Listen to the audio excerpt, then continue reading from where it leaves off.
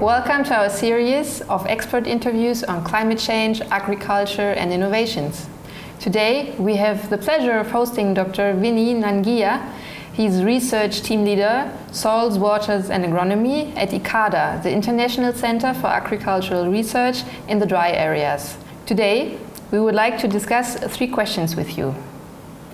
The first question we would like to ask you: what are the potential impacts of climate change on the agricultural sector, specifically in the MENA region? I think this question is a burning question that's being debated widely. Middle East, North Africa is where agriculture originated. If you go look back in time, Nile Delta, Mesopotamian plain, this is where agriculture, domestication of crops started. And also, if you look at the Fertile Crescent, where you found all these cereals, the origin, the parent you find here in this cradle. So historically, this region has given agriculture to the world.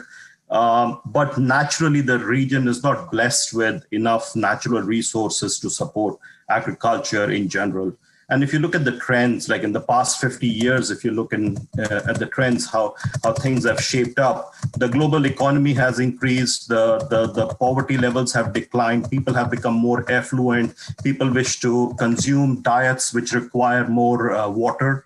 So things are changing. People are wishing to consume diets which are highly nutritious, which are exotic. They want to have more meat-based diets lately. So all this requires a lot of water. But if you look at the dry areas of the world, like what's happening is that in the MENA region, if you look, it has only 8% of the world's water, yet it has about 30% of the world's population. And this is a very unfavorable situation where you have a rising population, you have a rising demand for food. The countries want to be food secure. It's a national security agenda for several countries. And this is just simply not sustainable. So what has climate done is that it has made a perfect storm. If you look at, you have conflicts and fragility in the region because of high unemployment, unrest, migration, you have malnourishment, you have high population, demographic change, very young population, somewhat gender inequality in certain countries, a lot of land degradation happening, desertification happening, urbanization. And what this has totally, like if you put it all together, it has led to a perfect storm. And with the climate changing, with all these pressures coming together, it's really difficult for the region to cope with business as usual, the way things are at present. So a lot of game-changing innovations are required going forward if we have to sustainably feed all these people in the MENA region, I feel. To what extent do resulting impacts of climate change affect migration movements and security policy? So what's happening is, like, if you look at, food has become a national security issue, especially in the region. More than 100 countries import part of the wheat that they consume. Some 40 import rice that they consume. Countries such as Iran and Egypt import about 40% of the grains that they need. Israel, Yemen, over 90% they're dependent on imports. So in that sense, it's a problem in the sense that they are dependent on the external market. If the price fluctuates, it leads to a lot of disruption. People are unhappy, they're unable to feed their large families, and that causes civil unrest, that causes all kinds of difficulties for the governments. At the same time, the national government are fixated on certain monocultural practices, trying to grow cereal after cereal, which is again not a very healthy way of managing your natural resource base. So what we at ICADA are trying to promote is what we call diversified cropping system. So you have a main commodity, a wheat or a barley or something, but you develop a diversified cropping system around it such that you have some food legumes, you have some fruits and vegetables, and you have a variety of commodities to have a balanced nutritive diet for the livelihoods of the local rural communities.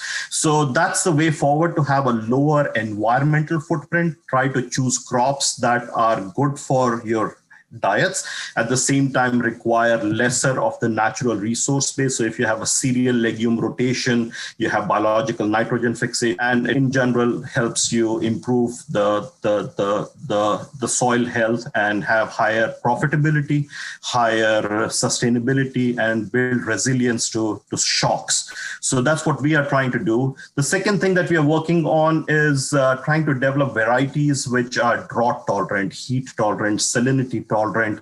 And there are so many new innovations happening in this sphere of plant breeding that can bring public-private partnerships together to develop these innovative varieties. Along that, we have different agronomic practices that go together hand in hand. So you have good varieties, you have good seed, you have good agronomic practices and advisory services. When they all come together, that's when you have you can leapfrog rather than trying to do one thing. You bring everything together and try to solve. So national policies are required to support such innovations. Otherwise, they just end up being a university thesis or a research at a research station. So enabling environments are required. Probably more evidence is needed to convince the decision makers that this is the way forward and they should move away from monocultural practices, thinking cereals as being needed for national food security, and try to diversify. So I think that's the way forward. Thank you very much, Dr. Nangia. You have already mentioned some solutions for these challenges, but I think there are still some more. Could you please elaborate further on other solutions and the role of innovations? Yeah, so a lot of innovation is happening, not just in the sphere of agriculture, but beyond.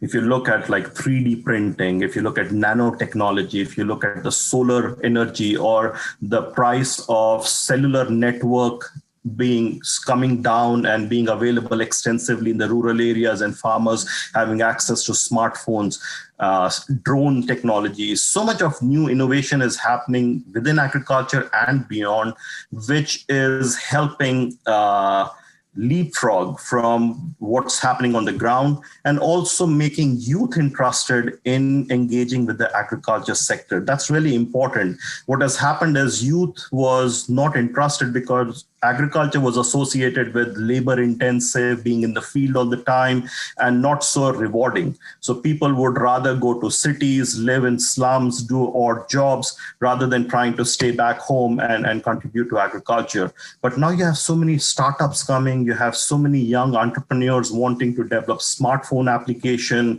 There is also Uberization of farm machinery, like people have developed smartphone application. The farmer can simply rent farm machinery by the hour, just like you rent a car with Uber. So many such new innovations are happening in the sphere of agriculture, which I think will be a game changer going forward.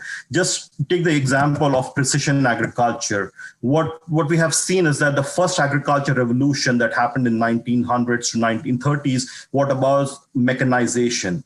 So each farmer after that revolution was able to feed about 26 people. So one farmer feeding about 26 people.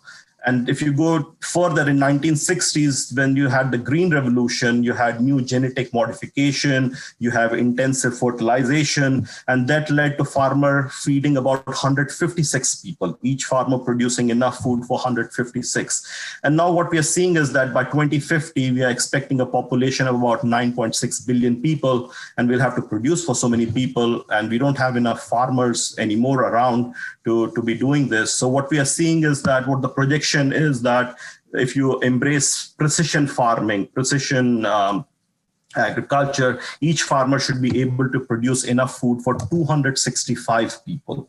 So you can see that how the technology is changing and revolutionizing. And so it's very interesting times in that sense.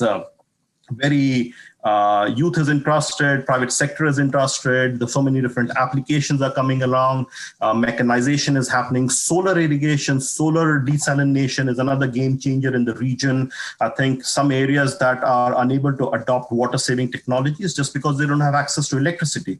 So what we are working on, especially here in Morocco in partnership with MIT, is trying to introduce ultra low energy drip irrigation systems that require 85% lower pressure.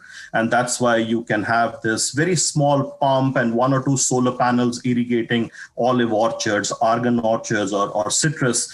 And this is, again, a game changer technology. This is just an example, but there's so many such examples of ICT application, sensors being used for decision support.